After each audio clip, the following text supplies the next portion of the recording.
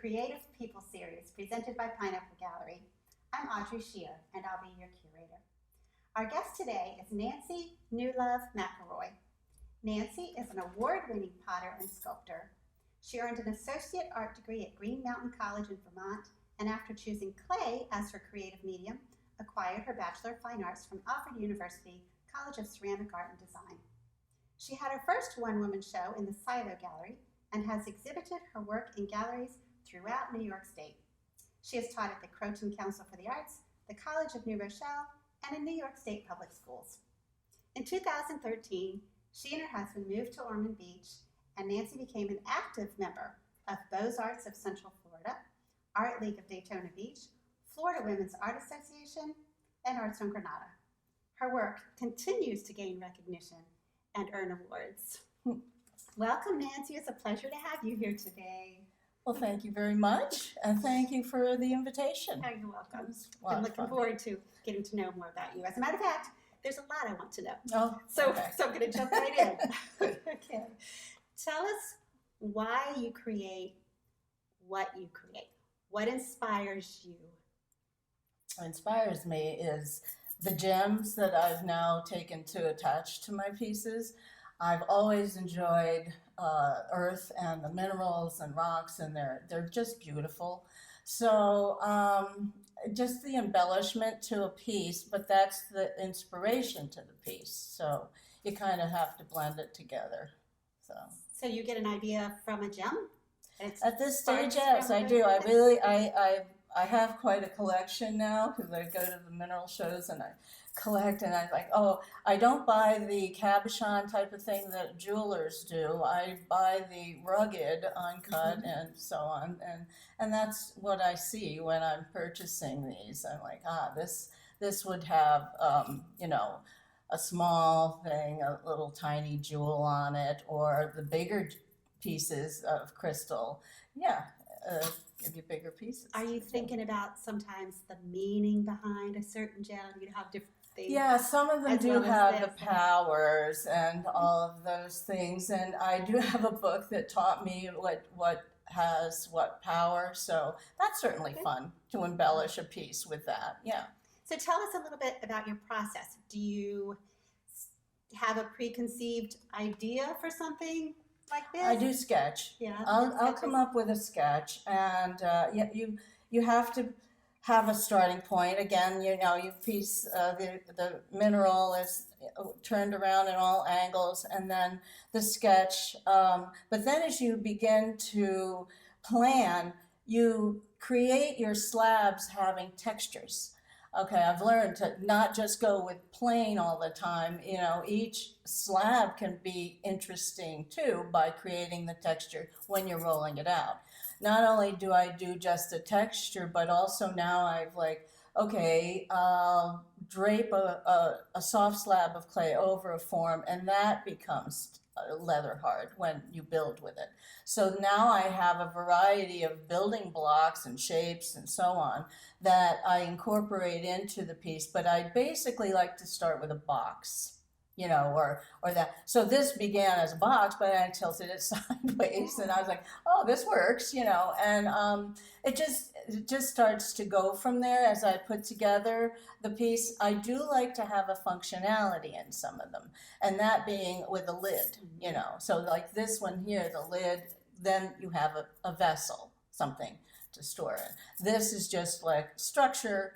This is lidded. This has a lid in it, and this is structure. So, yeah. And how about the colors? Have you decided those in advance? Well, that comes along once you've gotten that far, and it's a quicker building process. That's why I like clay. It gives you a quick build on a piece. And then after you've bisque fired it, it has to have one firing first. And of course, the gem creates a color, so you have to kind of build from that too. If it's amethyst, you'll have purple. If it's citrine, you have more of the golds and yellows and so on. So and of course, that's I get to do whatever I want. It's clear, so I can get as colorful as I want or not. But yes, then I build with a color, and that I work with earthenware clay body. It's a lower temperature fire, so I am very able to use bright colors that you would not ordinarily get with higher temperature clay bodies and fire. Colors like these. Those are pretty intense, yes. Yeah. So that's one of the features of having low fire clay. Yeah. So what role do you think emotions play in your creative process? Well, I really like to just create a joyful response from people. I'm not looking to, I've never really been one for, trying to make huge statements. Enough of that's done everywhere from other artisans, and I totally appreciate all that. But I'll just go for the happy any day. I just be joyful. That's pretty much.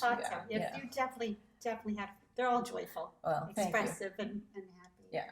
Do you listen to music while you work? Absolutely. Oh, all the time. Huh? Oh, yeah. What kind? Or do you? Well, I do bring in all different genres of music, but I love music, and it has to kind of feed the soul as you create. It does. So it's affecting your creative process? Well, I feel so. I do believe it does, yeah. And how about the rhythm? Because it's such a physical thing. Right, it is. And I'll go for Baroque. Another artist once pointed out that he listened to music that didn't have words. He felt that the words got in his way while he was creating. So I thought about that, and I changed a little bit. I said, that makes sense. So I'll listen to more of an orchestra or Baroque or any of that. Jazz is fun too. But again, eliminating the thought in the words. So it sounds like you have fun. Oh, I do. Work? Yeah, I do. Okay. So is it more play than work, or vice versa? Because I know it's a lot of work too. Yeah, but it's not work when it's play. So it's. It is. I totally get lost in my space and time, and you stick with it, and you go back to it. And but clay doesn't allow you a lot of time. Paintings do. Oils. It's not always watercolor, but some. Metalsmith, you can put that aside and then come back to it and so forth. But when you're in the moment with clay, you really must respond. I can go back and say, I have to add more to this, or I have to lift it up a little higher, so I'm going to add some more bass to this. And I keep spinning it too. You have to with 3D, so that you get angles and interest on all sides. So, but it is fun, of course. That's why we keep going. You make me want to start sculpting. Yes, I think you should. I think everybody needs that tactile sense, and it's very therapeutic. It is. So you highly recommend it? I absolutely recommend it. I think I might have to do that. Yeah, I think you should. So, what is your very favorite part of the process? Or is it just the whole thing? Sounds like you like the whole thing. Yeah, it takes me a while to figure out the glazing part. But once you get into that part, it's fun. But you really have to stay tuned and make notes, if you will. Once you have to put 3 coats of a colorant on and so on. So once you've gotten 2 that looks the same, so you have to. I always sometimes write a little piece. This has two coats on this side already, so that I don't go ahead and miss a 3rd coat that needs there, or I've put 5 coats on and I didn't need that. You do have to have a sense of taking track of what you've done. If you've fired it, okay, you fire it once, then you glaze it, you fire it again. Yes. What if you don't like it? Can you re-glaze it? Yes, you can. Oh, okay. Yes, so you can.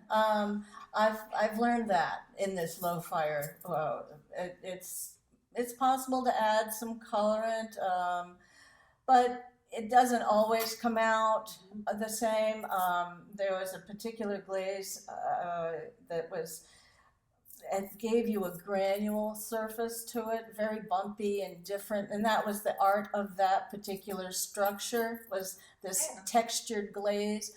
And the artist said that he had glazed this 5 different times, by adding more or doing whatever, and it created a little buildup and difference to the texture of this piece. And it was very sculptural, very interesting, but I was like, oh, and again, I'm learning, always learning. So that's, yeah. So when you open the kiln, it's a surprise? Yeah, What you're it gonna is. get? It is. You're holding your breath, and it's Christmas morning every time you do, and they say that. But then there's some not so happy surprises. So what's your most memorable experience upon opening your kiln? What's been the most delightful or most horrible? Well, I think that I was pretty pleased when I did a whole series of this colorful structures. So they were fun. Yeah, that was brighter than I thought it would be in a sense, and I was pretty content with that. So that day was pretty good. And yes, there are those days where we're like, hey, that was supposed to be orange, and how come it's green? Well, I must have fired it too high a little bit, or soaked it too long at the end, or something happened, and I don't know why I did it, and I wasn't thrilled, but it was okay. I grew to accept it after a while. Once I put the agate stone on there or something really wonderful, I was like, there. You fixed it. That works, yeah. What are some adjectives that you would use to describe your work, and also what have been reactions to your work? Adjectives.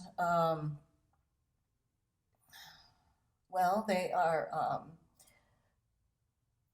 I want people to be drawn into them. Mm-hmm. Like here, you have it's space inside. You do want to have that interest and desire to walk around it. You want to be interested in that, and in some ways, it's kind of fun. A friend said a teacher had told her to be rewarded for looking.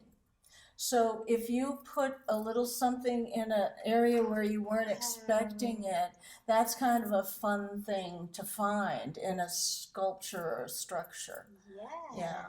And I do a medium size work. I'm not a huge art builder, and I'm trying to get to be a little larger in my scale of work, but that's challenging too, the weight of it and getting it in and out of kilns and so forth and so on. So I'm not necessarily, the wow of a reaction that people would use has to be to a medium-sized piece, or something like that. So one of my questions was, your works engage the viewer, not once, but unlimited times, creating a new experience with each visit.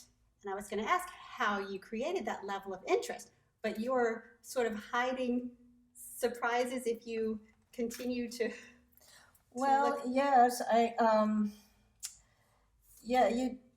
you just have to look at all sides. I mean, like, I am not going to turn this one around, but there's a lot going on here on this side. But I was mimicking the agate here.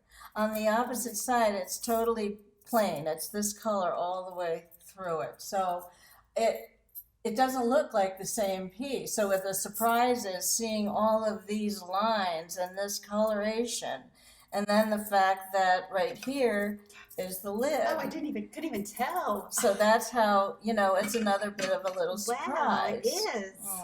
So that's how I keep you guessing. Yeah. The art of sculpture appeals to our sense of form. Explain what is sense of form, and how have you cultivated yours?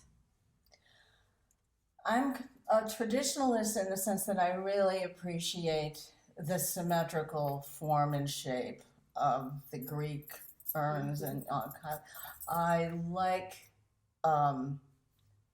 I like asymmetry though as well. So the form, but it should have a flow and a balance.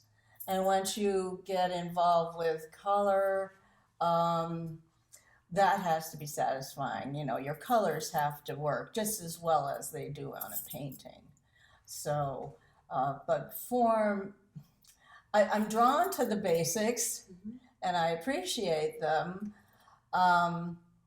but the sculptural element has taken its juxtaposition of being off balance. Like this is off balance. So I'm always evolving into other things. I know what I like and I appreciate, but I also know what I'm challenged by, and I really appreciate that challenge.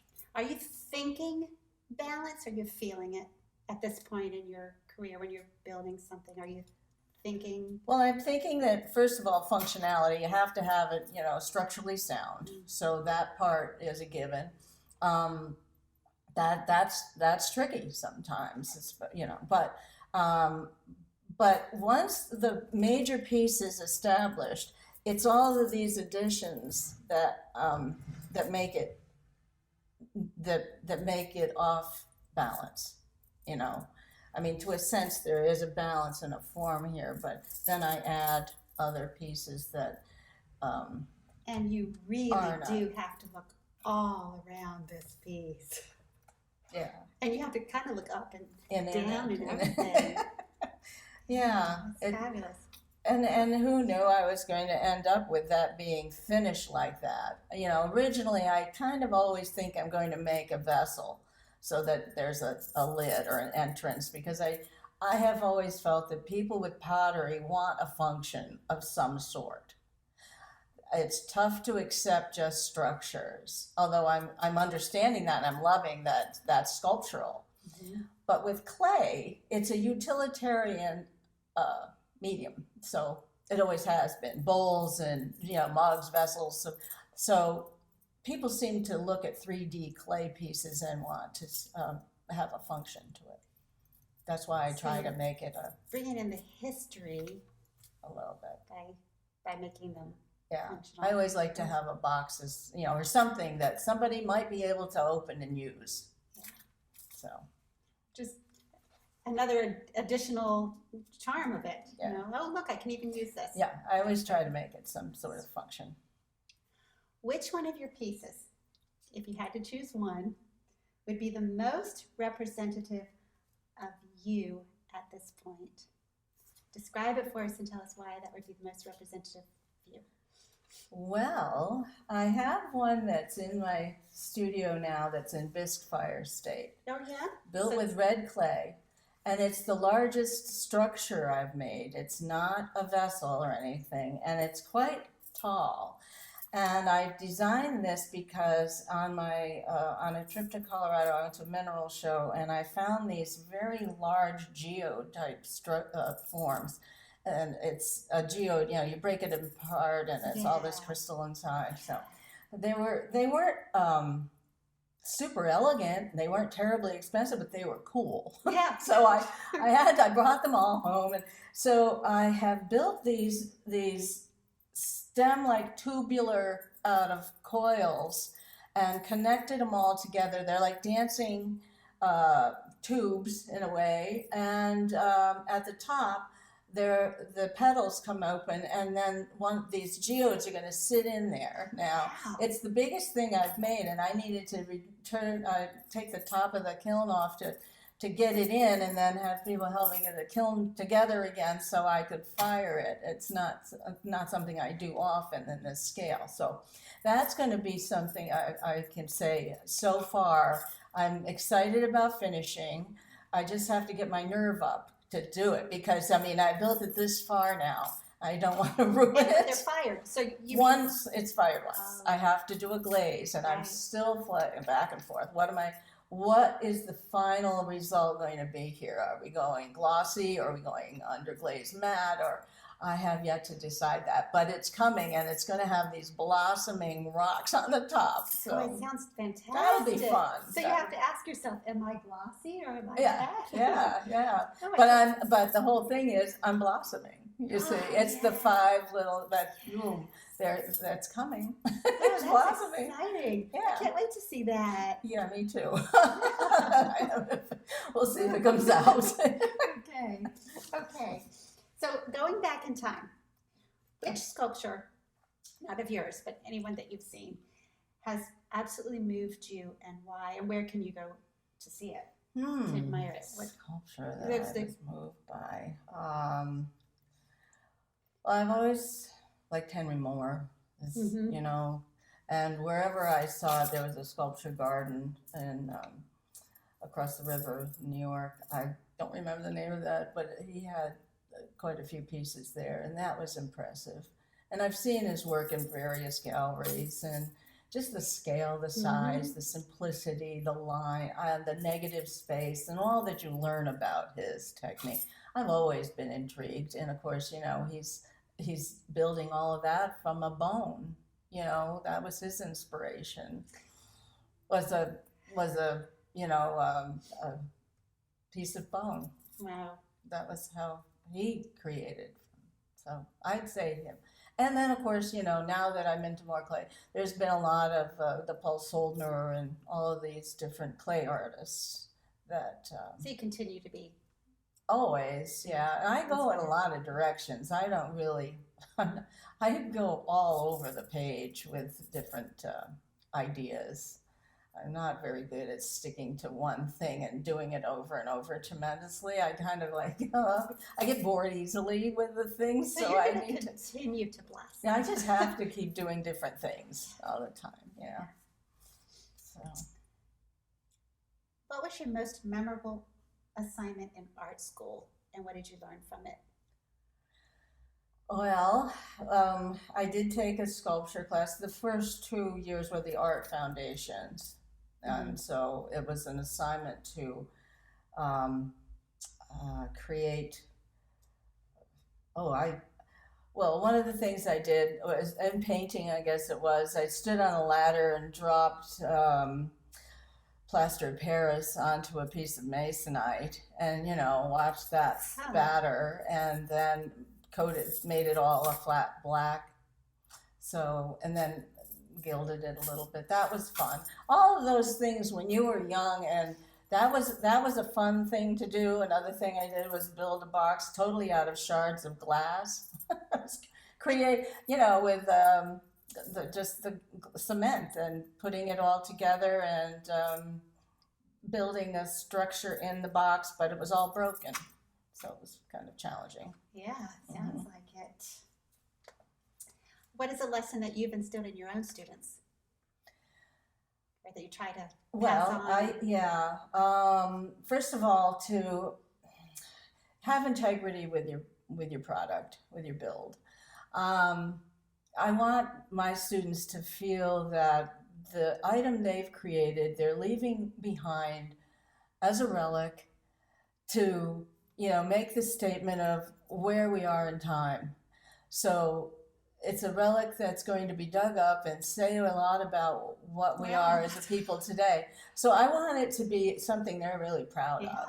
I don't want them to just accept it. I want them to make it their very best work. And I've learned recently I'm like, I'm very hard on myself. Like, this isn't quite right. This isn't built right. I've got to do this better. The fit of the lid has to be better. And so that's a good thing. You're always challenging yourself. And the last teacher I had, the instructor at Aramon, said, build with integrity. And that's what you have to do. His work can be as beautiful inside, and you never see the inside. But he was that meticulous. Watching him create was just like, I'm like, wow, you really do take your time and are so precise. If something had broken from his pieces, they'd be as lovely inside as out. Wow. Yeah, so I'm like, I got to get a little neater at what I do. Yeah, he was a great teacher. It was fun. Sounds like it. And then you passed it on, so you're a great teacher. No, that's a little bit. What's your favorite art book? Oh, my art book. Well, I have quite a few of Georgia O'Keeffe stuff, and then Beatrice Wood is a potter that I've recently gotten to know, in that she worked up to 105 years old. Wow. Yeah. And Beatrice was in Ojai, California, and my daughter and I took a trip there. She was fascinating as an individual, just fascinating. So I've ordered two of her stories. One, her biography, I Shock Myself. And that's a pretty cool read. Ooh, it I would sounds I like would it. recommend that to a lot Beatrice of would, people. huh? Yes, Okay. yes. So, That sounds good. Before my last question, Yep. Where can we see your work? whoa, let's see. Arts on Granada for one. I had been renting for a little space there for 3 years or so. And then I'm really grateful to organizations like Florida Women Art and the Beaux-Arts and Daytona Art League. All of these offer shows that you enter, and so because I'm in each of these organizations, I'm entering pieces wherever they're having shows. And there's the Beaux-Arts group is now at Daytona Art League.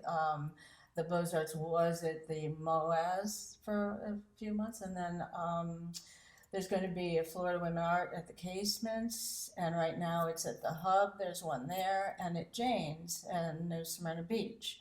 I was privileged to be in their show called Red, which is and I think I'll be in a show in January as well. Excellent. So yeah, Jane's is a great spot. Yeah. Yeah. They have clay studios for That's fabulous. clay people. That So I found those people. found They're your great. people. Yeah. If somebody wants to know, then you have a website, Brandon. I do. Yes. So yes. are those listed on there so they can go see you? I'm going to get better at that. Get that all on yeah, there so yeah, I know. know where to find you. Yeah, that's one of my challenges too. Like to get better at the media. Yeah. There's that. Yeah, there's that. Okay, so my last question. Yeah. What is the importance of sculpture in this modern world? Well, it just it has to keep. Well, it can be representative of our times, and I appreciate all of those that do a piece representing our times. And but a sculpture should just be joyful and something that you would be comfortable living with. It's something you want to have in your surroundings, and that would make you smile every time you glanced at it or walked by it. Sculptures need to intensify your joy. Yes, basically. I agree. And Yeah. they don't need to be complicated or big or huge. Sometimes it's the smallest thing. Let me show you this. So my dear artist friend got me this, and I've had it for a few years, and I just love it. It brings me joy. It's like it's new. Yes. It's new all the time. Well, Georgia is a good friend of Yes, mine too, and she's got it for me. Yeah. For my Yeah. birthday. I have to tell her it's coming back up again. So when you came in this evening, you said you had a mantra. What is that mantra? Okay, well, you that could share is with us? always look, always listen, always learn. What else? Always look, always listen, always learn, always create, always laugh, and never stop the music. Oh, that's wonderful. That's fantastic. Oh, that's a perfect way to end it then. Ta-da! That was great. Well, Thank thank you so you much for all of this. It was fun, and I really appreciate what you're doing for a lot of artists and the community. Thank you. It's great. It's just so much fun to get to meet someone like you and find out these and vice things. versa. It's good. Thank you. Thank you. So I'm going to end it up with our saying that art is great for the heart, the brain, and the soul. See you next time on the Creative People series. Thank you. Thank you.